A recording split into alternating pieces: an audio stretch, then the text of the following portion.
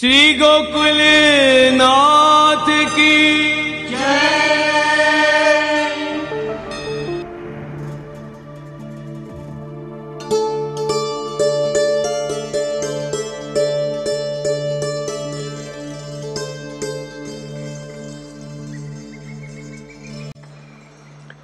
चिंता संतानहंतारो यत्पादाम्बुजरेणवः स्वीयानान्तान्निजाचार्यान् प्रणमामि मुहुर्मुहुः।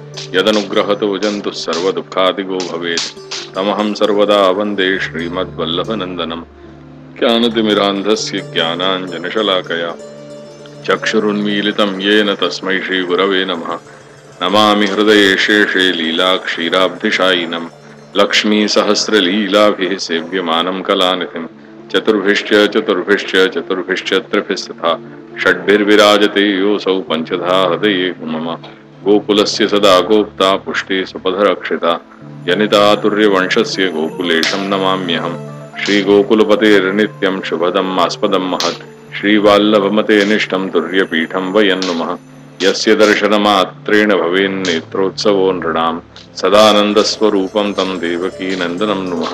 निःसृत्यन्मुखाम्भोजात् दर्शनं भवेत् पथ संदर्शकं भक्त्या देवकी नंदनं नुमः। अविद्यारूप संसारे सुविद्या प्रापको जनान् देवकी सुतपादानां पादरेणुर्प्रसीदतु। बुद्धिप्रेरक कृष्णस्य पादपद्मं प्रसीदतु। ध्यानासमर्थ जीवानां अस्माकं सर्वदा स्वतः।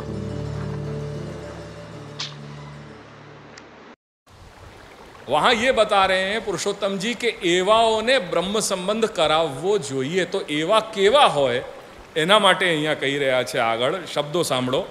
તાદૃશત્વમ, તાદૃશ એટલે તેવો કેવો કે તાદૃશત્વમ એ એવુંપણું, એ તાદૃશપણું કેવી રીતે ઓળખાય તો ત્યાં કહી રહ્યા છે કે ઉત્કટ ભજન આદર જનિકયા ગુરુ શુશ્રૂષયા तद अनुकूल प्रश्न मार्ग रुचि वेश भाषा आचारैश्च अवधारणीयम। कितनी बातें कही जा रही हैं देखो। उत्कट भजन आदर जनिकया गुरु शुश्रूषया। पहली चीज है गुरु शुश्रूषा। शुश्रूषा यानी सेवा टहल परिचर्या करनी। गुरु की क्या करनी? गुरु की सेवा टहल परिचर्या। और यहाँ गुरु सु तात्पर्य और कोई नहीं है, श्री महाप्रभु के लिए कहो जा रहे हो, क्योंकि अपने मार्ग के गुरु तो वो ही हैं। क्या कहो जा रहे हो? गुरु शुश्रूषया। सबसे पहली चीज कि आ व्यक्ति अधिकारी छे एनी पिछाण कई रीते करवी, कया आधारे ए निर्णय करवो के आ योग्य अधिकारी छे अने ए ब्रह्म संबंधनो के दीक्षानो पात्र छे। एना माटे कही रहा है कि सर्वप्रथम ए योग्यता एनामां ए जाणो कि एना अंदर गुरु शुश्रूषा छे के नहीं। ए पण केवी के उत्कट भजन आदर जनिकया गुरु शुश्रूषया। उत्कट भजन, उत्कट कोटि के भजन की बात कही जा रही है। यहाँ सामान्य कोटि के भजन की बात नहीं करी जा रही है। आजकल क्यों मैं पधरामणी में जानो पसंद नहीं करूं? को कारण ये है कि आजकल अपने सारे व्यवहार जो है वो सामाजिक हो गए हैं। करके गुरु को भी जब पधरावें तो अपन सामाजिक रूप से ही पधरावें। या लिए आज मेरा हार्द सुनो, मैं हृदय खोल करके बैठ रहे हूँ। आज मुझको पधरामणी जानो या लिए पसंद नहीं हुआ है। ये बात मैंने मेरी जब मीटिंग भई थी तब मैंने आज से 1 महीना पहले मीटिंग करके मैंने संयोजन बताए थे कि गोकुलेश की सृष्टि को समायोजन 5 बिंदु पे टिको भयो है। और वो 5 बिंदु में से प्रथम बिंदु है ग्रंथ या सत्र को समायोजन, दूसरा बिंदु है सत्संग व्यवस्था, तीसरा बिंदु है दीक्षा को आयोजन करनो, चौथो बिंदु है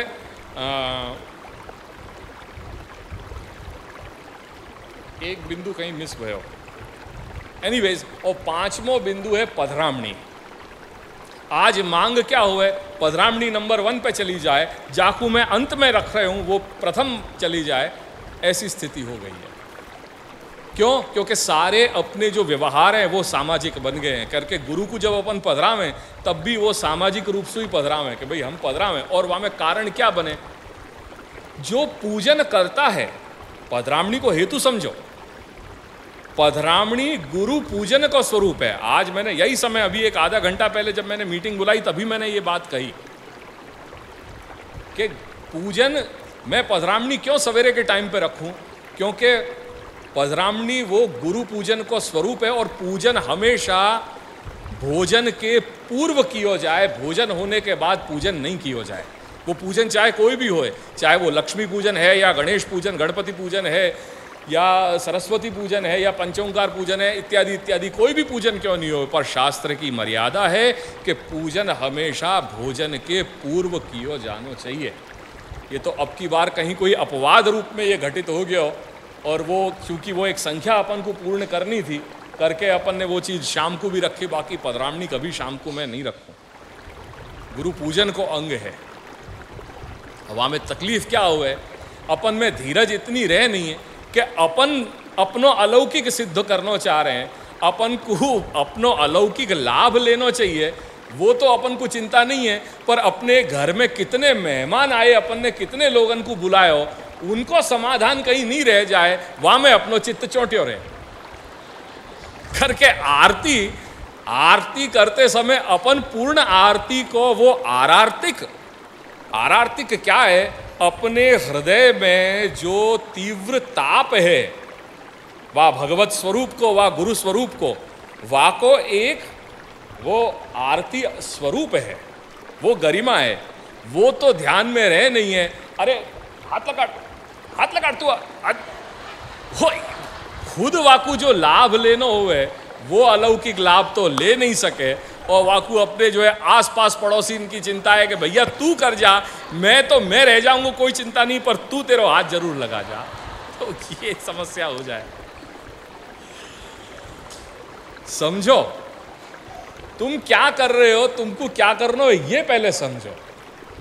वो सब तो हो तो रहेगा, तुमने क्या हेतु से यहाँ कार्यक्रम का आयोजन किया, तुम्हारे यहाँ गुरु स्वरूप पधार रहे हैं, वाको तुमको महत्व है ख्याल में कि क्या है ये, और तुम पढ़े हो कि भाई यहाँ तुम्हारे आसपास पड़ोसी है, उनको समाधान सुई तुम ऊपर नहीं उठ पा रहे हो, तो तुमने लियो क्या, फिर तुम पाए क्या?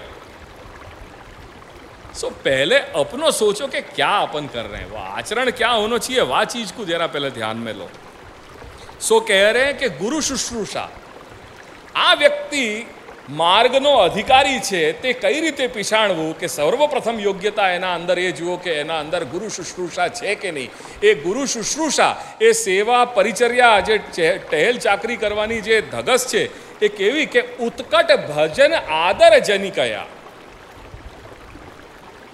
अब वहाँ में थोड़ी देर हो गई या गुरु हमारे सामने देखे नहीं तो वहाँ में तो अपन उदासीन बन जाए कि भाई हमारा साथे तो कहीं बातें नहीं करता, तो जाए अने મને તો મળ્યા ही नहीं, અમે ગયા પણ હવે હમણાં અડધો કલાક અમે બેસી રહ્યા પણ અમને મળ્યા ही नहीं।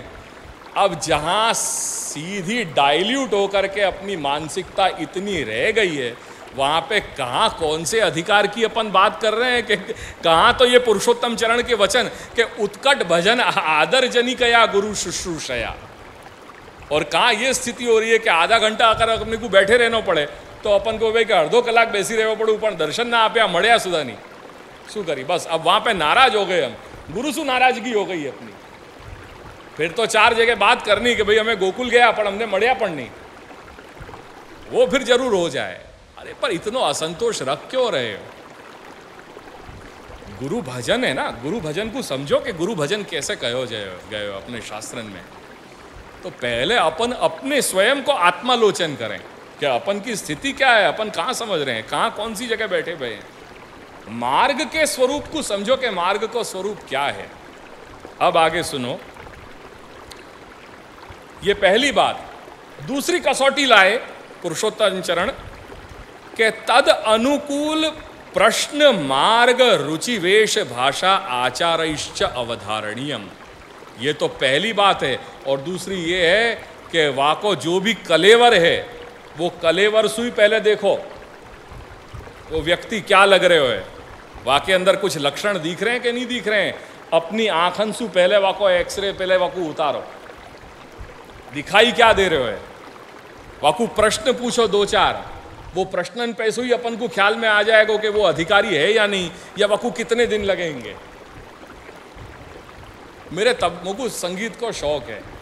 मैं तबला को अभ्यास करता तो अब तो चूंकि अब इतना समय नहीं मिल पाए, सो सब छूट गए, राग रंग छूट गई, रसोई ये स्थिति आ गई। सो मैं ज्यादा दिन अपने गुरुजी के पास गयो, वो तो साधारण लौकिक व्यक्ति हैं। दिल्ली में कमानी ऑडिटोरियम में उनको एक प्रोग्राम देखो मैंने, तो देखते समय मुझको कुछ अंदर से कुछ स्पार्क भयो कि ये व्यक्ति है जाको मैं इंतज़ार कर रहे हूँ। ठीक है, गए मिले। अब जो एक जनरल एक व्यवहार को है बस वह ढंग से मैं भी जो है मैंने बात करी कि hi Sandeep ji, how are you, you played very well, it was a very well versed program, फलाना बात कर ली। उनने अपना कार्ड बता दियो, उनने कार्ड दे दियो कि ठीक है। मैंने कहा कि भाई मुझको आपसे मिलना है, क्योंकि ठीक है। तो उनने कार्ड दे दिया, कार्ड देने के बाद बात आई गई हो गई, मैं अपने घर आ गया, वो सब ठीक है। फिर मैंने फ़ोन किया उन्हें, अब फ़ोन किया तो मैंने कही कि आपसे मिलना है मुझे, अपन मिले थे वहाँ पे, तो कि ठीक है आप 2 दिन के बाद मुझे फ़ोन करना, अपन बात करेंगे। 2 दिन के निकले, 2 दिन के बाद फिर फ़ोन किया। हाँ ऐसा है कि अब मैं अभी मेरे 4 दिन मेरे आकाशवाणी में ज़रा सेशंस चलेंगे, तो आप ऐसा करिए कि अगले रविवार को आप मुझे फ़ोन करिए। ठीक है, अगले रविवार को फ़ोन किया। मैंने कहा कि गोस्वामी जी मैं अपनी टूर पे जा रहा हूँ अभी विदेश में, तो अभी मुझे लगभग 1.5-2 महीने की टूर चलेगी, तो आप 2 महीने के बाद मुझे फ़ोन कॉल करिएगा, तब अपन बैठ के बात करेंगे। ठीक है, 2 महीना वेट किए, 2 महीना वेट किए। फिर उन्होंने कही कि अभी मेरी टूरिंग और चल रही है, तो मुझे अभी 1 महीना और लगेगा, आप मुझे 1 महीने के बाद फ़ोन करिए। जो टाइम पे उनने कही, ये किस्सा कम से कम मेरे ख्याल से 7-8 महीना तक चलता रहे। और मैंने एक चीज़ बांधी कि नहीं, अपने को छोड़ना नहीं है, पकड़ के रखेंगे अपन। तो 7-8 महीना की ये कबड्डी खेलते भये। फिर मैं रुकता तो चांदनी चौक में, वहाँ अपना घर, वहाँ मंदिर, तो वहाँ पे मैं रुकता तो चांदनी चौक में, और वो वहाँ समय रहते थे पालम डाबरी में, पालम एयरपोर्ट के पास। अब ये बात घटना काफ़ी पुरानी है, वहाँ समय अब दिल्ली में जैसे फ्लाईओवर्स और ये सब बन गए हैं, वो पहले स्थिति नहीं। अब मैं वहाँ जब फाइनली वो दिन आयो कि मिलने को तय भयो, मैंने वहाँ से कॉल करके उन्होंने कही कि ठीक है शाम को आप 7 बजे आप आ जाइए। ठीक है, मैं अपने घर के एक सेवक हैं वहाँ सुभाष जी, उनकी जिप्सी है, तो वो ड्राइव हमें तबला के सेट रखे और ड्राइव करके चलो गया। पहुँचे वहाँ पे, मैं एग्जैक्टली 6:45 पे मैं पहुँच गया। तो फिर मैं गया वहाँ, देखो तो वो बैठे थे, उनके घर गया, वहाँ पे वो कोई को और एक शिष्य को जो है वो सिखा रहे थे, तो उनको चल रहे हो तो ठीक है, उनने कही कि हाँ आइए बैठिए। मैं बैठ गया। अब 1.25 घंटा हो गए, मेरे तरफ देखे नहीं वो आदमी। तब भी मैंने अपनी धीरज बना के रखी कि चलो ठीक है देख रहे हैं। 1.25 घंटा के बाद जब जो है उनने कही कि हाँ अब आप बैठिए, तो मैं अपने तबला लेकर के बैठे हो, उनने कही कि आप बजाओ। तो मैंने 10 मिनट कुछ मैंने सुनायो। अब वाक़े बाद उनने कही कि जो आप बैठे हो वो बैठने का तरीका गलत है, आपने तबले रखे हैं वो तबले रखने का तरीका गलत है, और जो बजा रहे हो वो फिंगरिंग बिल्कुल इम्प्रॉपर है आपकी। वहाँ मेरी धीरज को बांध छूट गया। मैंने कि ये आदमी है या क्या है? ये 7 महीना तो मैं फ़ोन पे जो है कबड्डी करते रहे हो, और वहाँ पे अब आकर के 1.25 घंटा मैं बैठे हूँ, और वाक़े बाद मेरे को ये कह रहे हो कि भाई तुम बैठे हो वो गलत है, तुम्हारी फिंगरिंग प्रॉपर नहीं है। और ये आप विश्वास मानो, मेरे वहाँ से उठने को मन हो गया कि मैं यहाँ से ले जाऊँ, निकल जाऊँ वहाँ से। फिर उनने 4 बात कही। 4 बात क्या कही? उनने ये कही कि देखो मेरे कुछ सिखाने के तरीका हैं। पहली बात कि मैं जैसे सिखाऊं वो ही तरीका सही है। अगर मैं कह रहा हूं कि तिरकिट यों निकलेगा तो वो तिरकिट वही हिसाब से निकलेगा, और कोई वाकई निकालने को तरीका है ही नहीं। ये तो एकदम अटल विश्वास। पहली चीज़ ये। ऐसे 2-3 बात उनने बताई। फिर कही कि मैं फ्री में नहीं सिखाऊं, क्योंकि मैं भी या समय अपने सीखने के ही दौर में हूं, करके मैं आपको चार्ज लूँगा। और यदि जैसे हर जगह जो शिक्षा संगीत की मिल रही है, अगर हर चौराहे पे वो सही प्रकार हो तो आज हर इंसान जो संगीत को प्रेमी है या संगीत सीख रहा है वो आज स्टेज पे कलाकारन के साथ बजाता हो, तो वो पॉसिबल है नहीं है। तो आप भी जानो कि क्या है क्या नहीं है। इतनी बात दो चार उनने जो बताई, वाके बाद मेरा सारो पूरा जो है मानस पटल बिल्कुल विपरीत हो गया, बदल गया। और वाके बाद फिर कहानी हम लोगों की आगे चली, सो वो अलग बात है। ये एक उदाहरण बता रहा हूं मैं कि कोई भी चीज प्राप्त करनी है तो वाके लिए कितनी अंदर अपने अंदर तपश्चर्या होनी चाहिए। वो बात को संकेत यहां कर रहे हैं वो कि तद अनुकूल प्रश्न, वो व्यक्ति कैसे है, क्या है, वो अधिकारी है कि नहीं, वाकू प्रश्न करो। प्रश्न करने से बहुत कुछ ख्याल में आ जाएगा कि वो सही है कि नहीं। हाँ, एक बात और उनने फाइनली कही थी कि मैं तुमको फाइनल ये बता दूंगा सुनने के बाद, मैं थोड़े दिन सिखाऊंगा, 1 महीना देखूंगा, मैं 1 महीना में मैं तुम्हारी प्रोग्रेस देखूंगा। अगर मैं वो 1 महीना में मैं आपको एक फाइनल वर्डिक्ट दे दूंगा, जजमेंट दे दूंगा कि आप कभी अपने जीवन में आगे तबला बजा सकोगे या नहीं बजा सकोगे। वो हर जाने, जो एक मुकाम पे पहुंचे हुए व्यक्ति वो जान जाए कि भाई आके अंदर गुंजाइश है या नहीं है, वो आगे करेगा कि नहीं। और फिर ये भी कि वहाँ के बाद फिर आप भी अपना टाइम मनी एनर्जी वेस्ट मत करियो और कोई को टाइम मनी एनर्जी वेस्ट मत करियो, क्योंकि I will give you the final verdict कि आप आगे कुछ कर सकोगे कि नहीं कर सकोगे। तो ये आज दुर्भाग्य से अपन ये चीज कर नहीं रहे। ये कुछ अपन को रूल, ये जो बड़े अपन को लिख गए, वो आज अपने संप्रदाय में अपन को लागू करने की आवश्यकता है।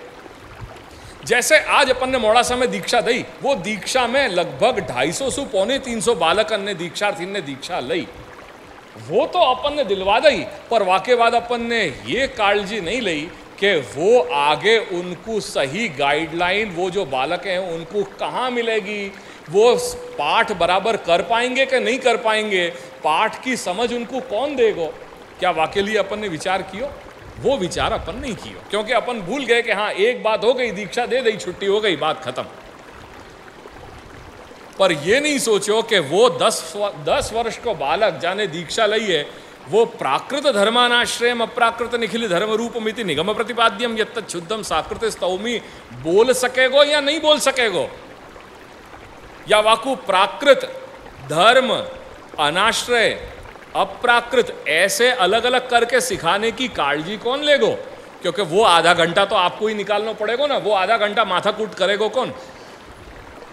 वह बालक के लिए आधा घंटा माथाकूटी करेगो कौन? करके सत्संग मंडलें जो खुल रहे हैं, वह सत्संग मंडल में अच्छी बात है, अपने बालकन को भेजो, क्योंकि वह सत्संग मंडल के निमित्त से भी जो कुछ भी चल रहे हो, कम से कम वो सत्संग मंडल चल रहे हैं तो वहाँ में 4 बातें वो सीखने को मिलेंगी। आप या मैं तो वहाँ में वो कुछ नहीं करने वाले, पर वो सत्संग में जाएंगे तो कुछ उनको 2 शब्द जो है वो साक्षर होंगे अपने धर्म के बारे में, अपनी संस्कृति के बारे में। बाकी न तो आप समय निकालने वाले हो और न मैं समय निकालने वाला हूँ। ये सत्य वचन, ये सत्य बात है। हमारी बिटिया वो 8वीं कक्षा में आई, चंदा राजा। अब हकीकत में कहूँ कि मोसू ज़्यादा वहू जी को श्रेय जा रहे हो कि वो वाकई पढ़ाई देखें। मैंने खाली डमफास मारे होंगे कि हाँ बेटा मैं पढ़ा दूंगा, बट आई नो कि जा दिन पढ़ाने की बात आवे वह दिन कैसो कंटाला मुझको आवे।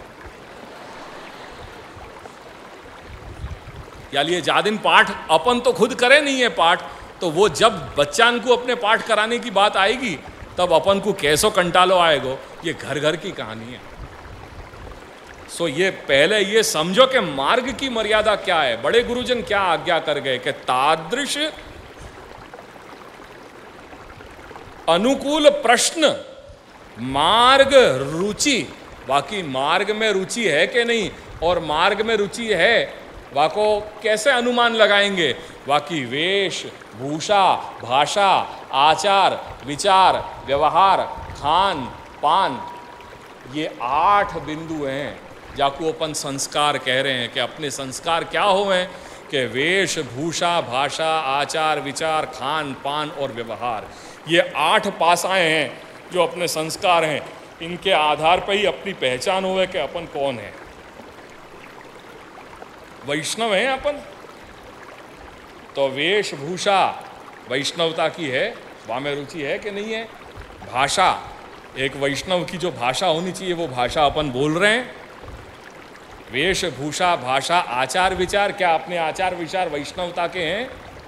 वेशभूषा भाषा आचार विचार खान पान, क्या अपने खान पान हैं ऐसे कि अपन वैष्णव के जो खान पान होने चाहिए और व्यवहार, जो समग्र व्यवहार है वो कैसे होना चाहिए, ये सबके मापदंड हैं और वो सब चीज़ अपने ग्रंथन में बताई गई है कि कैसे होना चाहिए, क्या नहीं होना चाहिए।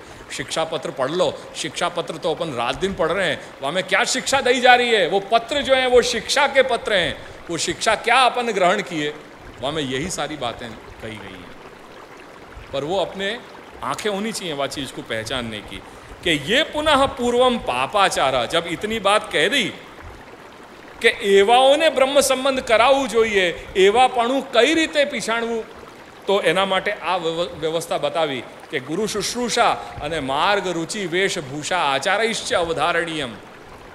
अब आगे कह रहे हैं कि ये पुनः पूर्वम पापाचारः पश्चात मार्गम भगवन मार्ग उत्कंठते सोपि उपदेष्टव्यः। क्यों? अगर कोई ने पहले पाप को आचरण कियो है, कोई ने अपने जीवन में पापाचरण कियो है, पर यदि वाके वर्तमान में या भावी वो जीवन में वाकू अगर भगवान मार्ग के प्रति उत्कंठा जागृत हो रही है, तो क्या ऐसे को ब्रह्म संबंध देना चाहिए, वाकू उपदेश ब्रह्म विद्या को देना चाहिए? ये प्रश्न कियो तो वाको पुरुषोत्तम जी कह रहे हैं कि हाँ, सोपी उपदेष्टव्य, एने पण ब्रह्म विद्यानो दान आपवो जोइए, उपदेश आपवो जोइए। शा माटे? क्योंकि गीता में भगवान आज्ञा कर रहे हैं कि अपिचेत सुदुराचारो, केवल दुराचारी नहीं कही, वहाँ सु उपसर्ग लगायो, अपिचेत सुदुराचारो भजते माम अनन्य भाग साधु सएव मंतव्य सम्यक व्यवसितो ही स। भगवान अर्जुन को कह रहे हैं कि हे अर्जुन, यदि कोई दुराचारी नहीं पर जाने अत्यंत घोर घोर दुष्कर्म भी अपने जीवन में यदि भूतकाल में किए हुए, पर यदि वो या समय अगर सारे उन जो भी वाके दुष्ट आचरण हैं उनको पापाचरण को भूल करके यदि भगवान मार्ग की उत्कंठा करते होए, अपिचेत सुजुराचारो भजते माम अनन्य भाग, अनन्य भाक्त्वेन यो माम भजते, यदि वो अनन्य भाव से मेरो भजन कर रहे हो तो हे अर्जुन वाकु साधु जनियो, क्योंकि वाको सम्यक व्यवसाय है। अब तो ऐसी स्थिति में ऐसे लोगों को भी, ऐसे जीवात्मान को भी ब्रह्म संबंध देना चाहिए। और देखो कैसी विलक्षणता, कैसी दयालुता। क्यों? क्योंकि इति वाक्ये तादृशस्यापि साधुतया मंतव्यत्व कथनात्, क्योंकि ऐसे केस जो सुदुराचारी भये हैं अपने भूतकाल में, पर जिनको सम्यक व्यवसाय है और जिनने अनन्य भाव से भजन किया है, उनको भगवान साधु कह रहे हैं कि ये साधु है करके, ये अधिकारी हैं या मार्ग के, भगवान मार्ग के। मेरी बात ख्याल में आ रही है ना? हाँ, कोई तकलीफ? अब कह रहे हैं कि यस्तु स्वयं अनुत्कंठः, ये आज की स्थिति बताई जा रही है। ये जो अपन को सबन को ये हुआ है ना कि डंडा मार मार के चाल पुष्टि मार्गी बन, चाल पुष्टि मार्गी बन, चाल कंठी पैर। अपने पूर्वजें ऐसे नहीं हते और करके बहुत सारी समस्यांशु मुक्त हते। आजकल नायना आज्ञा करें, कई बार अपने ग्रंथन में पाठ पढ़ाते समय उन्हें एक चीज बताई। साइकोलॉजी में एक टर्म है एक्सेसिव बैगेज। एक्सेसिव बैगेज यानी जरूरत से ज्यादा माल सामान रखने की आदत। कभी स्टेशन पे जाओ, आप सब या मैं सु अपन लोग बहुत से या तकलीफ सु अपन जो है ग्रसित हैं। अपनी जानो होए अपन को कोई 2 दिन के लिए, पर अपने बैग में सामान होए 8 दिन को। जानो सिर्फ 2 दिन के लिए, कभी स्टेशन पे जाकर के खड़े हो फिर देखो नज़ारा। स्टेशन पे बहुत कुछ जो है वो सीखने को मिले, देखने को मिले। सबसे ज़्यादा अगर अच्छा टाइम पास होवे तो स्टेशन पे होवे, एयरपोर्ट पे भी नहीं होवे। एयरपोर्ट पे तो अपन बोर हो जाएं, बैठे बैठे क्या करें, बैठे रहना पड़े। एक बार सिक्योरिटी चेक इन कर दो फिर बापड़ा ऐसा कि बाहर भी नहीं निकल सको, कैद हो जाएं। पर सबसे ज़्यादा जो आनंद है ना टाइम पास करने को, वो रेलवे स्टेशन पे है। बैठो, वहाँ पे ऐसी भारतीयता की ऐसी झलक दिखाई देगी आपको। असली भारत जानना हुए तो स्टेशन पे बैठ के जो है आधा घंटा बिताओ, आपको अपने भारतीय होने को जो है सारे नज़ारे, सारे जितने भी शेड्स हैं वो शेड्स दिखाई दे देंगे आपको। वो असली भारत है। तो यहां ये क्या एक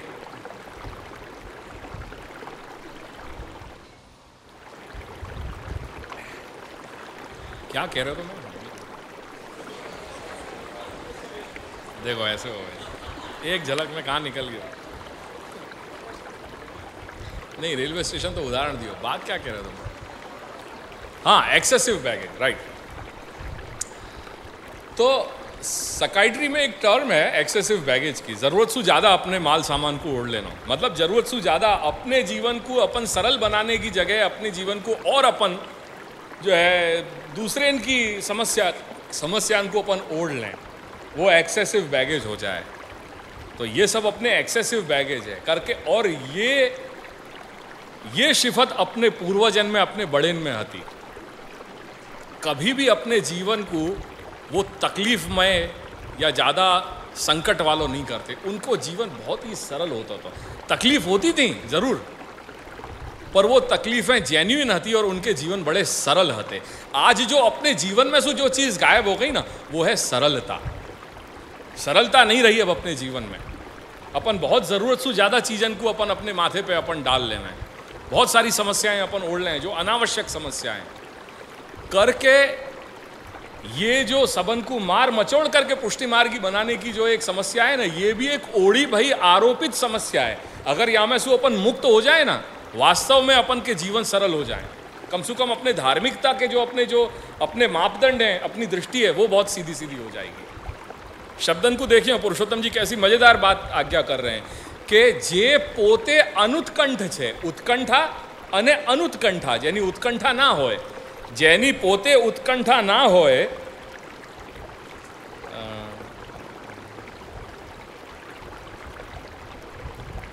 सत्संगात कुल पारंपर्याद वा, પોતે ઉત્કંઠા ના હોય ભગવાન માર્ગની, પણ સત્સંગથી અથવા પોતાના કુલની પરંપરાનું જ્યારે એને જ્ઞાન થાય કે હું મારી આ પરંપરા છે અને મારા ઘરમાં વર્ષોથી વૈષ્ણવ પરંપરા, પીઢીઓથી વૈષ્ણવ પરંપરા ચાલતી આવતી હતી, તેથી હું એક વૈષ્ણવ છું અને મને વૈષ્ણવ તરીકે ભગવાન માર્ગનું અવલંબન કરવું જોઈએ, એવી જ્યારે એને અહેસાસ એને થવા લાગે, એના બે હેતુ છે।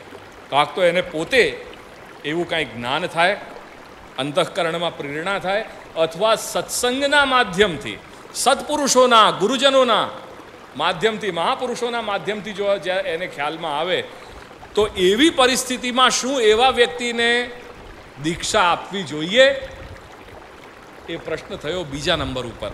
એટલે ત્યાં કહી રહ્યા છે, સોપી ઉપદેશમ અર્હતિ, એવો પાત્ર પણ ઉપદેશના યોગ્ય છે, તેથી તેને પણ દીક્ષા આપો, પણ એને દીક્ષા આપો, પણ પરમ તત્ર ભગવત કૃપાયા સંદિગ્ધત્વાત ફલમુખતા ન નિશ્ચેતુમ શક્યા। कैसे सुंदर वाक्य है। आवा केसમાં એક વસ્તુ યાદ રાખજો, એ ઉપદેશના યોગ્ય છે તે પાત્ર, પણ ત્યાં આવા કેસમાં કેમ કે ભગવત કૃપા સંદિગ્ધ છે, જે સૌથી પહેલું પક્ષ હતું, અપિચેત સુદુરાચારો ભજતે મામ અનન્ય ભાગ, જેને ઘોરથી ઘોર દુષ્કર્મ કરેલા હોય ભૂતકાળમાં, પણ જ્યારે હવે વર્તમાનમાં એ શ્રી પ્રભુને અનન્ય ભાવથી ભજન કરે છે, તો એને સાધુ માનજે।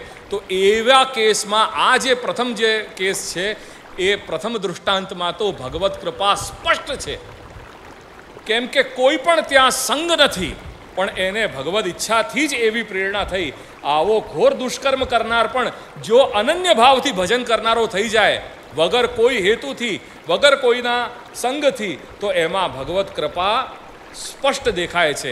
એટલે ત્યાં એને ઉપદેશ બ્રહ્મ વિદ્યાનો દાન આપવો જ જોઈએ। પણ આ બીજા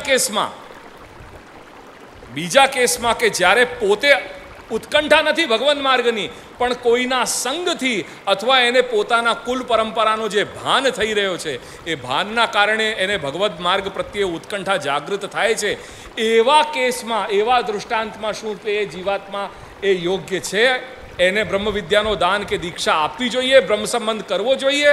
તો કહી રહ્યા છે કે હા, આવો પાત્ર પણ બ્રહ્મ સંબંધના યોગ્ય છે, પણ કેમ કે આ કેસમાં, આ દૃષ્ટાંતમાં ભગવત કૃપા સંદિગ્ધ છે, સ્પષ્ટપણે દેખાતી નથી, એટલે એટલો અનુસંધાન રાખવો જોઈએ. કદાચ સત્સંગ જે છે એ સત્સંગના હેતુથી એના અંદર એ ગુણધર્મ પ્રકટ થશે અને એ અધિકારી થશે. આ બીજો પક્ષ આવ્યો. હવે ત્રીજા પક્ષની વાત કરી રહ્યા છે, જે ત્રીજા પક્ષમાં આપણે બધા જ આવી ગયા, કમભાગે. હવે કહી રહ્યા છે ત્યાં આ બીજા કેસમાં બે વાક્ય હજુ રહી ગયા. તથાપી તદ ઉપદેષ્ટરી ન દોષમ આવહતી. આવા પ્રસંગમાં પણ જે દીક્ષા દાન આપનાર વ્યક્તિ છે એના ઉપર દોષ નહીં લાગે, એટલે ગુરુને દોષ નહીં લાગે. શા માટે? કેમ કે સત્સંગ આદિના તથા સંભાવનયા કૃતત્વાત. સત્સંગ છે ને એને, બસ એ સત્સંગના કારણે કદાચ એના અંદર અનન્ય ભજન, અનન્ય ભાવથી ભજન કરવાની એના અંદર લાયકાત એ કોઈક ને કોઈક સમયે, આજે નહીં તો કાલે, કાલે નહીં તો ભવિષ્યમાં થશે. તેથી જે ઉપદેશ કરનાર છે એના ઉપર દોષ નહીં લાગે. આ બધી વાત પુરુષોત્તમ ચરણ જે ગુરુ છે, જે દીક્ષા આપે છે, એને સંવાદ તરીકે કહી રહ્યા છે અને એ વચન હું આપને સંભળાવી રહ્યો છું. હવે ત્રીજો પક્ષ જુઓ કે યદિ ઉદાસ્તે, શબ્દ જુઓ, યદિ ઉદાસ્તે. ઉદાસ્તે એટલે ઉદાસ્તે, ઉદાસીન કંઈક મળે છે. જો ઉદાસીન હોય, જો ભગવાન માર્ગ પ્રત્યે એની ઉદાસીનતા હોય, તો કહી રહ્યા છે કે તદા ન બોધનીય. એવા કેસમાં, એવા દૃષ્ટાંતને કોઈને પર મારી મચોડીને દીક્ષા કે બ્રહ્મ વિદ્યાનું દાન કરવો ન જોઈએ. એટલે આ તકલીફ આપણને આજે થઈ રહી છે કે આપણે બધાને પુષ્ટિમાર્ગી બનાવવા ઈચ્છીએ છીએ, અને એટલા માટે સંખ્યા વધશે પણ ગુણવત્તા આપણા માર્ગની ઓછી થશે. જો ગુણવત્તા જોઈએ તો આ બધી વસ્તુઓનો વિચાર કરવો પરમ આવશ્યક છે. એટલે યદિ ઉદાસ્તે તદા ન બોધનીય.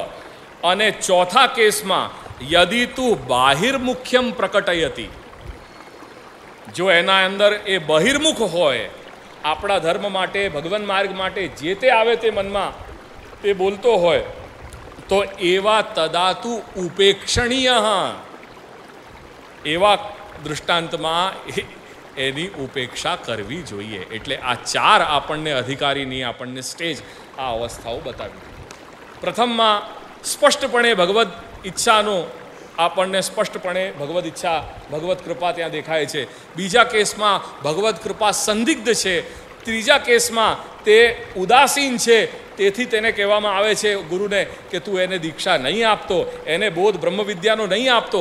અને ચોથા કેસમાં જે વ્યક્તિ સર્વથા બહિર્મુખ હોય, જે ભગવાન માર્ગ પ્રત્યે જે કાંઈ મન ફાવે તે કહેતો હોય, આચરણ કરતો હોય ભગવાન માર્ગ માટે, એવાઓની ઉપેક્ષા કરવી જોઈએ. કેમ કે શ્રીમદ ભાગવતમાં વચન છે એ પ્રમાણ કહી રહ્યા છે કે ઈશ્વરે તદ અધીને બાલિશેષુ દ્વિષત્સુ ચ પ્રેમ મૈત્રી કૃપા ઉપેક્ષા યહ કરોતી સ મધ્યમ. મધ્યમ પ્રકારના વૈષ્ણવના ગુણધર્મ બતાવી રહ્યા છે. શું? કે ઈશ્વરે પ્રેમ, જે ઈશ્વર પ્રત્યે પ્રેમ રાખે. તદ અધીને મૈત્રી, જે ઈશ્વરના અધીન. ઈશ્વરના અધીન કોણ હોય?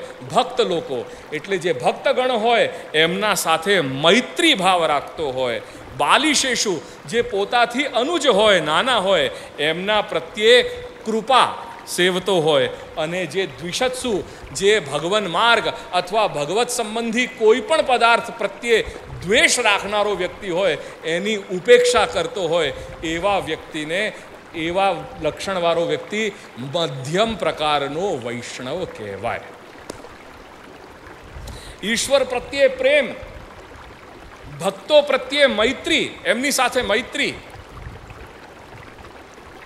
જે અનુજ છે, જે નાનાઓ છે, એમના પ્રત્યે કૃપા ભાવના અને જે ભગવન માર્ગ અથવા ભગવત સંબંધી પદાર્થ સાથે જે દ્વેષ કરનારાઓ હોય એમની ઉપેક્ષા જે કરતો હોય એ મધ્યમ પ્રકારના વૈષ્ણવના લક્ષણ જાણવા. ये सारी बात जो है करी है. और देखो कैसी सुंदर बात है. 2 वचन और सुनाऊंगा, फिर मैं अपना समापन करूंगा.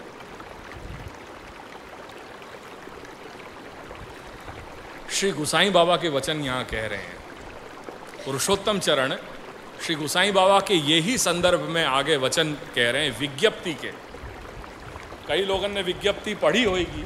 श्री गुसाई जी की विज्ञप्ति है, अनेक विज्ञप्ति, और वो अपने घर से एक ग्रंथ प्रकाशित भयो तो बृहत स्तोत्र सरित सागर, इतनी मोटी पुस्तिका है वो, इतनी मोटी पुस्तिका है बृहत स्तोत्र सरित सागर. और वहाँ में लगभग अपने मार्ग को सारो संकलन है स्तोत्रन को. वहाँ में विज्ञप्ति भी है श्री प्रभुचरण की, गुसाई बाबा की. उन विज्ञप्ति को पढ़ियो कभी समय मिले. वहाँ को विज्ञप्ति को एक श्लोक यहाँ पे पुरुषोत्तम जी आज्ञा कर रहे हैं कि निवेदित आत्मभिन्नेषु सदा औदासीन्यम आचरेत प्रावाहिकास्तेपि चेत स्युः उपेक्षा एव उचित सदा. श्री गुसाई बाबा क्या आज्ञा कर रहे हैं कि जो प्रवाही जीव हैं उनकी सदा सर्वदा के लिए उपेक्षा करनी ही सही है. उनके साथ ज़्यादा जीवा जोड़ी मत करो. कोई अपन को ज़रूर नहीं है कि हम क्या कर रहे हैं, हमारी गुणवत्ता अपने अंदर क्या है, अपने मार्ग की कैसी उत्तमता है. ये हर एक के साथ कहने सुनने की बातें नहीं है. अपनो धर्म हमेशा गुप्त रखो. कोई के ऊपर प्रकट मत करो कि तुम क्या कर रहे हो क्या नहीं कर रहे हो. जैसे आजकल जो हो गया है ना, हर जने को अपन अपना सेवा बताना चाहें कि हम सेवा में क्या करने चाह रहे हैं. और ज़्यादातर तकलीफ जो हो रही है वो यही लिए हो रही है कि अपन एक दूसरे की सेवाएं देख रहे हैं और वो देख देख करके एक दूसरे की देखा देखी कर रहे हैं. ये समझ में नहीं आवे कि अगर नहीं है कुछ ख्याल तो अपन को जा करके गुरुद्वार जा करके योग्य मार्गदर्शन लेना चाहिए. पर अपन एक दूसरे की देख करके ही सब कुछ करना चाह रहे हैं कि वाने ये कर लियो कि चलो भाई मैं भी चालू कर दूं. अच्छा તમે આવું કરો છો, આ નથી કરતા, આ કરવું જોઈએ. तो वो ऐसे एक दूसरे की देखा देखी करके तो ये सब सेवा में जो तकलीफ़ें आ रही हैं वो ये आ रही हैं. या लिए मैंने कल भी ये बात स्पष्ट करी थी कि क्योंकि 90% लोग शरण मार्ग जीवन को अपना रहे हैं. यहाँ मोड़ासा में ये बात एक क्लियर है. એટલે ये बात स्पष्ट है कि शरण मार्गीय में मैंने कही थी कि उपचार साध्य नहीं है. उपचारण में आगे मत बढ़ाओ. ये सब खटराग समर्पित है ना, वो कर रहे हैं, वो पूरा प्रकार उनको निभाने दो. जो शरण मार्ग वाले नहीं हो कुछ भी मत करो आगे. वाकू बहुत सिंपल प्योर रखो. कोई जो है मुकुट धराने की ज़रूरत नहीं है, कोई मालाएं धराने की ज़रूरत नहीं है. सिर्फ एक पुष्प की माला धराओ और अपने जो नित्य नियम के पाठ हैं वो कर करके उठ जाओ बस. या से ज़्यादा कुछ करने की आवश्यकता नहीं है. ये सीधो साधो सरल रास्ता है जो एक 10 वर्ष को बालक भी कर सके और एक 80 वर्षीय वृद्ध भी कर सके. ये इतना सरल है क्योंकि शरण मार्ग पूरा एक मनोभाव है और वो मनोभाव विकसित करने की बात है. या में मंगल भोग और राजभोग और शयन भोग और अनोसर और ये सब कुछ करने की जरूरत नहीं है. शरण मार्ग में ये कोई प्रकार नहीं है. ये बात स्पष्ट हो जाओ. अगर कर रहे हो तो आपको अपनो प्रकार है. ये श्री महाप्रभु को बतायो भयो प्रकार नहीं है. श्री महाप्रभु के प्रकार को समझना है तो समझो कि क्या आज्ञा कर रहे हैं. श्री महाप्रभु ने स्पष्ट आज्ञा कर दी है कि सेवा प्रमाण मूला एव पुरुषार्थ पर्यवसायिनी अन्यथा मनसी अन्यद विधाय अन्यथा करणे न फल सिद्धि. स्पष्ट आज्ञा कर दी नहीं है निबंध में. निबंध कौन सो? ये सर्वनिर्णय प्रकरण में श्री महाप्रभु ने स्पष्ट आज्ञा कर दी है कि सेवा प्रमाण मूला एव पुरुषार्थ पर्यवसायिनी. जहाँ सेवा के मूल में प्रमाण है, प्रमाण काय को? शास्त्रन को प्रमाण है. वो ही सेवा जीवात्मा के सेवाकर्ता के पुरुषार्थ को सिद्ध करने वाली बनेगी. जहाँ नहीं है, यदि ऐसो केस नहीं है जो आवू ना होय तो એટલે જે સેવાના મૂળમાં પ્રમાણ ન મળતું હોય અને દૂધઘરની સેવા કરીએ છીએ ને અનસખડીની સેવા કરીએ છીએ ને આની કરીએ છીએ ને તેની કરીએ છીએ ये सब जो अपने मनस्वी प्रकार हैं, इनमें कोई भी तथ्य नहीं है, ये सब अप्रामाणिक सेवाएं हैं। ये सेवा कोई सच्ची सेवा नहीं है। ये कंठोक्त तो सुन लीजो, आज गुरु जी की आज्ञा सु या ये गुरुस्थान से ये बात कर रहे हूँ। अन्यथा मनसी अन्यद विधाय जो आवू ना होय तो, એટલે જે સેવાના મૂળમાં શાસ્ત્રોના પ્રમાણ ન મળતા હોય અને અન્યથા મનસી અન્યદ વિધાય, મનમાં જે કાંઈ પણ આપણે વિચારી લઈએ અને આપણું પોતાનું વિધાન કરીને અન્યથા કરણે જે પરંપરા છે, જે પ્રણાલિકા છે, જે સિદ્ધાંત છે, એનાથી જો અન્યથા એટલે વિપરીત કરવા જઈશું તો શ્રી મહાપ્રભુ સ્પષ્ટ આજ્ઞા કરી રહ્યા છે કે ન ફલ સિદ્ધિ, એનાથી ફલ મળનારું નથી। अब विचार आप लोगन को करना है कि क्या करना है, क्या नहीं करना है। मैं सरल रास्ता बता रही हूँ। क्यों बता रही हूँ, या कुछ समझने को प्रयास करो। जैसे अपन सब लोग जान रहे हैं कि अपन को अपने फाइनेंस को, अपने द्रव्य को सही ढंग से अगर ऑर्गेनाइज करना होवे तो अपन को कोई सीए के पास जानो पड़े और चार्टर्ड अकाउंटेंट के पास जाकर के अपन अपनी सारी व्यवस्था, आवक जावक को अपन व्यवहार कर दें तो वो अपने को मैक्सिमम टैक्स बेनिफिट क्या है वाकू अपने को बता करके सुनियोजित ढंग से अपने फाइनेंस को ऑर्गेनाइज करने को तरीका बता दे। ये बिल्कुल वही उदाहरण से मैं यहाँ बैठा हुआ हूँ, मैं आपको बता रहा हूँ कि ये सेवा कैसे ऑर्गेनाइज करनी चाहिए, क्योंकि मैं जान रहा हूँ कि यहाँ में कितनी कहाँ जो है वो वहाँ में एडजस्टमेंट किए जा सकें। हाँ, ये निश्चित कह रहे हूँ कि सेवा में सारे एडजस्टमेंट हो सकें, पर वो एडजस्टमेंट सही ढंग से समझने चाहिए, तब वो सारे एडजस्टमेंट हो सकें। कोई को घेंटू की तकलीफ है, कोई को कमर की तकलीफ है, हाँ तो क्यों कर रहे हो ये सब चीज़, वो कर सको। ये घेंटू की तकलीफ से भी निजात पा सको, ये कमर की जो तकलीफ है वासु भी निजात पा सको। बहुत ज़्यादा ऊपर नीचे बैठने की, उठने की ज़रूरत नहीं है, पर पहले एक बार आओ तो सही। तो क्या कर रहे हो वहाँ में अगर 80% कर रहे हो तो हो सके कि मैं आपको 60% में, 60% में या 50% में वो एडजस्टमेंट कर दूँ, तो आपको 20% तो राहत मिली कि नहीं मिली। पर वाके लिए जानो जरूरी है, वाके लिए ये बात विस्तार से करनी जरूरी है कि जे अमे आ रीते करीए छे, हवे आ नथी संभव तो अमने बताओ कि आमा कई रीते एमा एडजस्टमेंट थाय। पर वाके लिए आनो जरूरी है, आनो है नहीं है और एक दूसरे को पूछ करके अपन करे जा रहे हैं तो क्या परिस्थिति आएगी। ये आज हो रहा है। पहलो नियम आज के बाद एक प्रण लो कि कोई को अपनी सेवा बतानी नहीं और कोई के घर जाकर के देखनी नहीं। आज की तारीख में ये प्रण ले लो, देखो 15 दिन में, महीना भर में वास्तव में धर्म की दृष्टि से सुखी हो जाओगे। क्योंकि वो जो संक्रमण है ना, कल संक्रमण की बात करी थी, बहुत सारी चीजें को संक्रामक, वो संक्रमण हो रहे है। जो करनो है उतनो करो, जो नहीं बताए गए वाकू मत करो। अभी बहुत सारी चीज़ ऐसी हो रही है कि जो नहीं बताई गई हैं वो भी हम करते चले जा रहे हैं। श्री महाप्रभु के वचन क्या हैं, सेवा प्रमाण मूला एव पुरुषार्थ पर्यवसायिनी, अन्यथा मनसी अन्यद विधाय अन्यथा करणे न फल सिद्धि ही।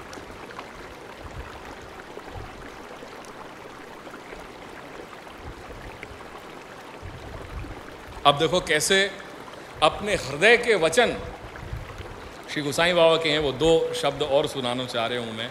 सुनाने के लिए तो बहुत है, पर पधरामणी कैंसिल करो तो अपन बैठ के सुने।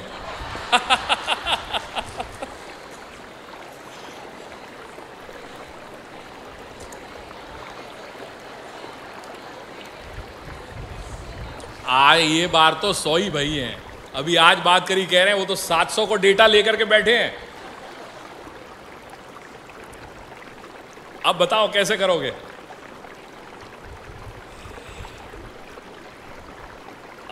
अब देखो विज्ञप्ति के वचन सुने। अब श्री गोसाई बाबा अपने 7 आत्मज, अपने जो पुत्र हैं उनको पत्र लिख रहे हैं, और पिता पुत्र को कैसा संवाद है ये देखो।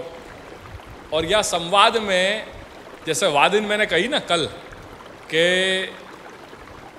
परिवार के बड़े जो हों उनको परिवार की सब प्रकार की चिंताएं उनको लगी रहें और वो हमेशा बोध करते रहें कि देखो ये सब जो है वो केंद्र बिंदु हैं, इन चीज़ों को ध्यान हमेशा रखते रही हो।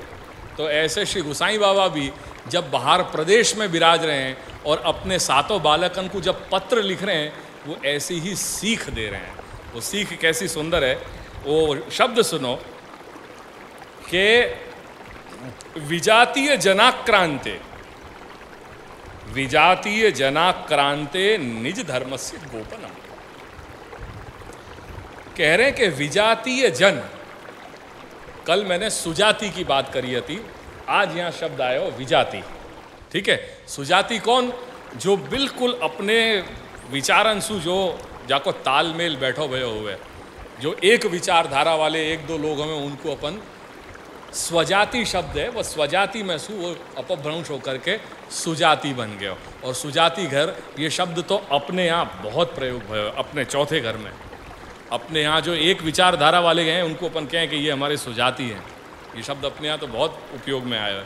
तो ऐसे ही विजाति है, जैसे सुजाति है माने एक विचारधारा वाले, और विजाति यानी कि जिनके कोई भी प्रकार से, जिनके आज जो मानस हैं, वो जिनके स्वभाव, जिनके अधिकार सब विपरीत हैं। तो ऐसे विजातीय जन आक्रांत सु भरो भयो, ऐसे विजातीय विचारधारा वाले लोगन सु जो भरो भयो, विजातीय जनाक्रांते, क्रांते देशे, ऐसे जगह में या ऐसे स्थल में क्या कह रहे हैं कि जहां अपने सुजाति नहीं है, अपने सुविजातीय वाले जो लोग हुए, उनके साथ कह रहे हैं सबसे पहली बात निज धर्मस्य गोपनम। क्या शिक्षा दीनी श्री गोसाई बाबा ने?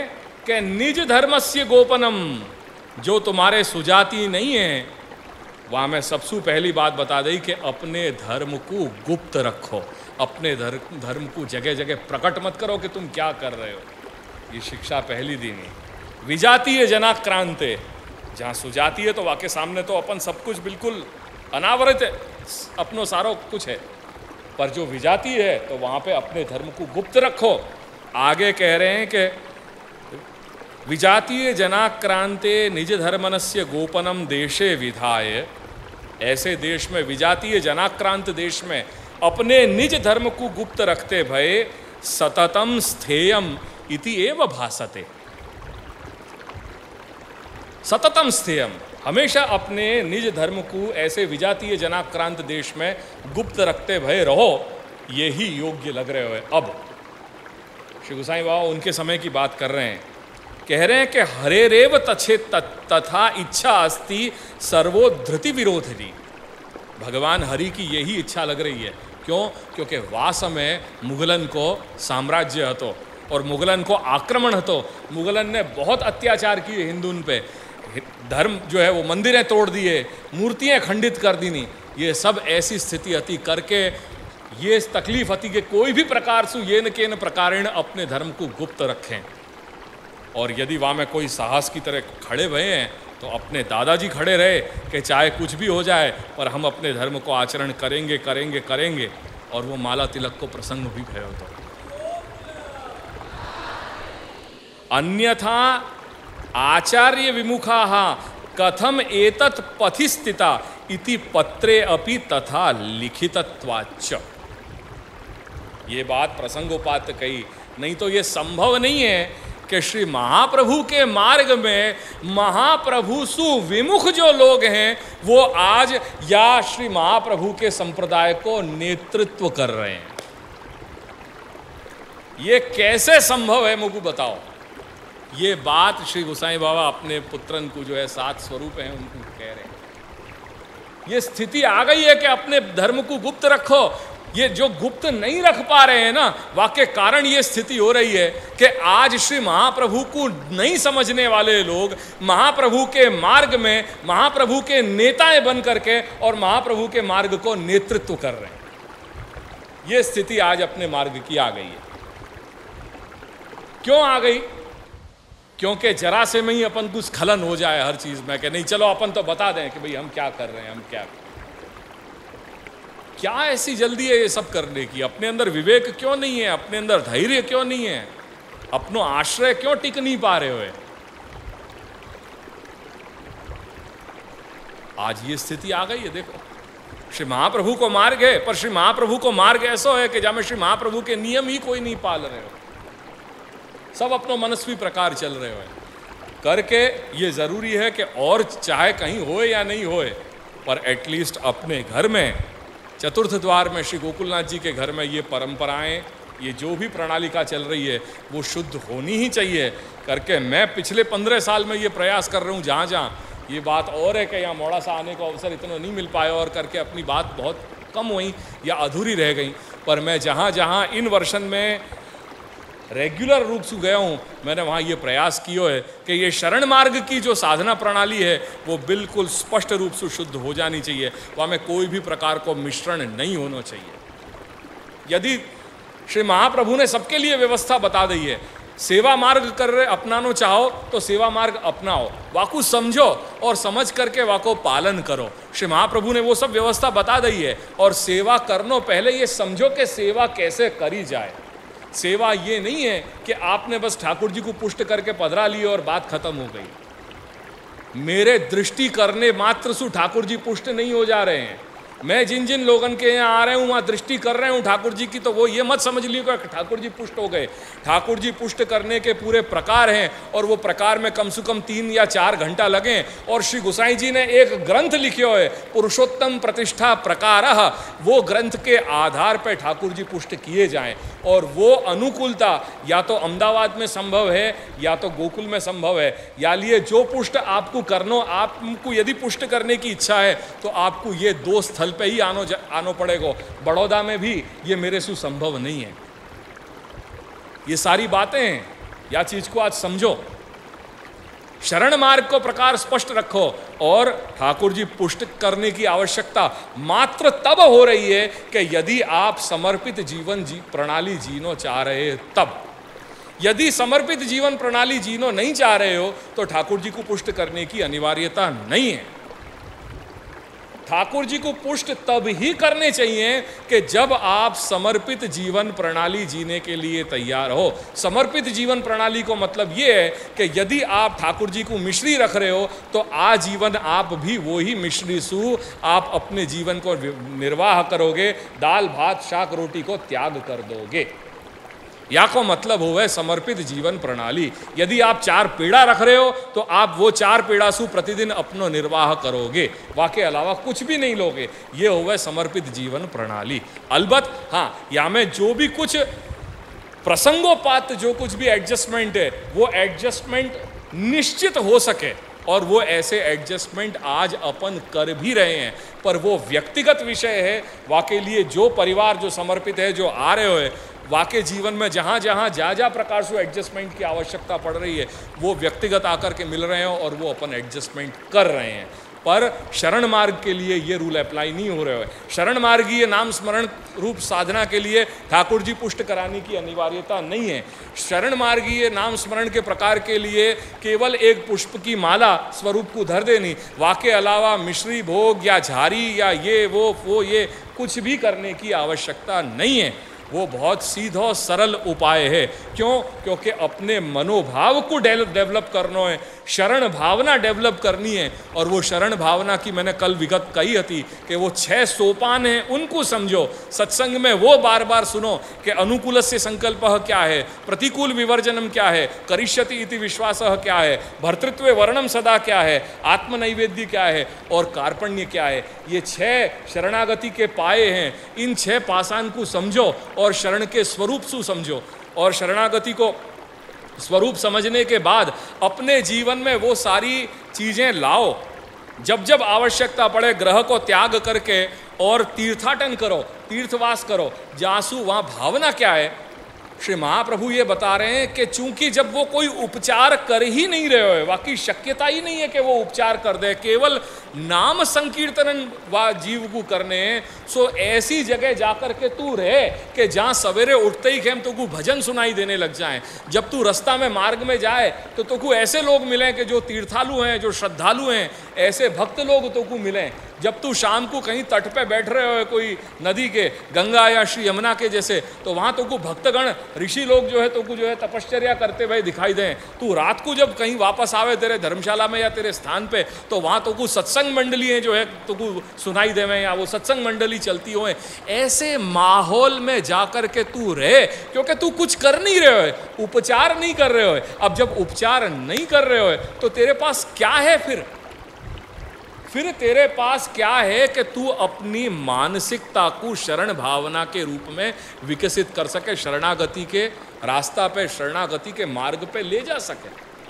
कुछ तो जरूरी है कि नहीं? क्योंकि आज को या समय को देश काल आज ऐसी विपरीत परिस्थिति में आ गए हुए। आज कैसी स्थिति हो रही है तो आप चलो मोड़ा सा भी शहर को रूप धारण कर लियो है, सो अब धीरे धीरे वो सारी स्थितियां भी आएंगी। बाकी आज जब मैं अहमदाबाद, सूरत इत्यादि, बम्बई जैसे मैं शहरन में जब जाऊं, वहाँ तो वैष्णवन की ये स्थिति है। आप सोचो जरा, जो इंसान वहाँ 8 बजे जो है वो जा रहे हो, रात को 11 बजे या 10 बजे जो है वो मेहनत करके नौकरी करके आ रहे हो, वो रात को आपके पास इतनी ऊर्जा ही नहीं है कि वो तुम्हारे सत्संग में बैठेगो करके वो टीवी खोलेगो और अपने परिवार के साथ आधा घंटा टीवी देख करके और वो सो जा रहे हो, वहाँ वाको जीवन समाप्त हो गया। ये अपने वैष्णवन की स्थिति है आज शहर में जो रह रहे हैं वो। और एक दिन हर जगह की ये नियति है, हर जगह की ये नियति है। आज उतना अवकाश ही नहीं है। मैं उभराण गए हो तो कई वर्षन पहले की बात है, वहाँ उभराण गए हो, तब उभराण में हम लोग बैठे थे मनोहर भाग्य के यहाँ। तो वहाँ नीचे जब हम बैठे थे और वहाँ एक दिन हमने युवान को एक वार्तालाप रखे हो कि धर्म सबन की धर्म जो युवा वर्ग है वो धर्म को क्या, उनके लिए उनके मानसिकता में धर्म क्या है, वाकई लिए जब हमने वार्ता, बहुत सहज वातावरण है। तो ऐसे ही हम लोग बैठ गए थे। कोई क्योंकि वहाँ पे वो उनकी एक छोटी सी गली है वहाँ पे, अब गांव ऐसे छोटे छोटे गांव हैं, वहाँ तो शेरी हो हैं छोटी छोटी, वहाँ पे ही सब लगातार सब जो है वो घर हो हैं। तो कोई वहाँ सामने ओटला पे बैठ गया हो, कोई कभी यहाँ बैठ गया हो, कहीं कोई खाट पे बैठ गया हो, कोई नीचे बैठ गया हो।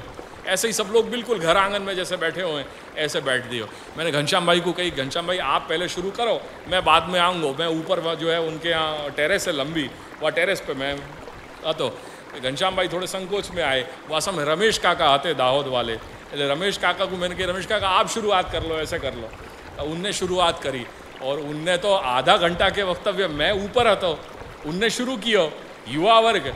अब वो रमेश काका हमारे फलावस्था के जीव, तो उनने पुष्टि मार्ग की शुरू करी और पुष्टि मार्ग की पीस शुरू करके 25 मिनट में तो श्री प्रभु और व्रजस्वामिनी की जो लीलात्मक है प्रमेय लीला वहाँ तक पहुँचा दिया उनने। तो बात 25 मिनट में, आधा घंटा मैंने देखो आधा घंटा भाई नहीं, उनने तो सबन को जो है फला कक्षा में फलावस्था में पहुँचा दिए विदिन 25 मिनट्स। 25 मिनट में उनको पुष्टि मार्ग को पीसू ले करके, और वहाँ मैंने कही कि वाह रमेश का आपसू सीखना पड़ेगा कि 25 मिनट में रैपिड कोर्स आपने जो है पुष्टि मार्ग को साधन अवस्था से फलावस्था तक जो है आप ले गए, ये गुण आपसू मुझको सीखना पड़ेगा। वाके बाद हमने ये युवा वर्ग के साथ थोड़ी धर्म क्या है तो सबन के अलग अलग जो है वहाँ पे आए। वहाँ में से कई लोगों ने कही कि हम जब जाएं अपने दुकान खोलें, दुकान में हमारे यहाँ मंदिर है वो हमें सेवा करिए છીએ એટલે સેવા કઈ રીતે કરો છો ભાઈ? તો કહે કે અમે દુકાને જઈએ, દુકાનમાં અમારું મંદિર હોય નાનું એને ખોલીએ અને 2 અગરબત્તી કરી દીવો પ્રગટાવી અને એક પેલું ભજન કે એક પાઠ કરી લઈએ, એ સેવા। હવે જોવાની વાત એ છે કે એની રેન્જ ક્યાં સુધી ગઈ। આપ જુઓ, ધર્મ કે સેવાની એક વ્યાખ્યા આ લો અને એનાથી લઈને જે વ્યક્તિઓ સમર્પિત સેવા સંપૂર્ણ સન્નિષ્ઠ થઈને અને ભગવત ભજન કરી રહ્યા છે ત્યાં સુધીની કેટલી રેન્જ થઈ હશે એ આપ એનું અંદાજ લગાડો, अनुमान लगाड़ो। तो आजकल के जो युवा वर्ग हैं उनके मानस में धर्म को क्या स्वरूप है वो जानना बहुत ज़रूरी है। सो बहुत ऐसी विस्तार वाली बातें हैं, कहाँ ताते इनकी वार्ता कहाँ ताई कही है। सो ऐसो महात्म्य है ये। मैं ज़्यादा अब यहाँ में ऑलरेडी समय हो गया है, सो ज़्यादा नहीं लेना चाहूँगा, पर ये कुछ बातें होती कि जो मैं आज कल के संदर्भ में कहना चाह रहे हो। तो एक बात और याद आ गई थी, जो परसों वादिन गुरुजी के जो वचनामृत भय थे, वहाँ में सूतक के लिए 10 रात्रि की बात करी थी कि तो उनने कही, क्योंकि अक्सर क्या हुआ है कि अब एक ऐसा नियम बन गया है कि एक बार वचनामृत हो जाए और वचनामृत होने के बाद फिर वही वचनामृत के स्पष्टीकरण जो है खुलासा भी देने पड़े कि भाई आहू मंतव्य नो तू हमारू। तो कैसे होवे कि जैसे मूल ग्रंथ होवे और मूल ग्रंथ के बाद वाके ऊपर व्याख्या, टीका, टिप्पणी, भाष्य वगैरह किए जाएं। अच्छा, ये जो निबंध है ना, निबंध, ये निबंध ऐसा ही एक विलक्षण ग्रंथ है कि जाको मूल जो कारिकाएं हैं, श्लोक, वो श्री महाप्रभु ने प्रकट किए और वाके बाद श्री महाप्रभु को लिख लगे हो कि भाई ये मैंने कारिकाएं जो प्रकट करी हैं ये कठिन है, कोई नहीं समझ पाएगा करके वो खुद की लिखी हुई कारिकान पे, खुद के लिखे हुए श्लोक पे फिर उनने जो है वो व्याख्या लिखी, भाष्य लिखे, टीका लिखी। वो टीका को अपन प्रकाश कह रहे हैं। तो वो मूल जो है निबंध है वो भी जो है श्री महाप्रभु को है और वो जो टीका है प्रकाश नाम की वो भी जो है वो श्री महाप्रभु को ही है।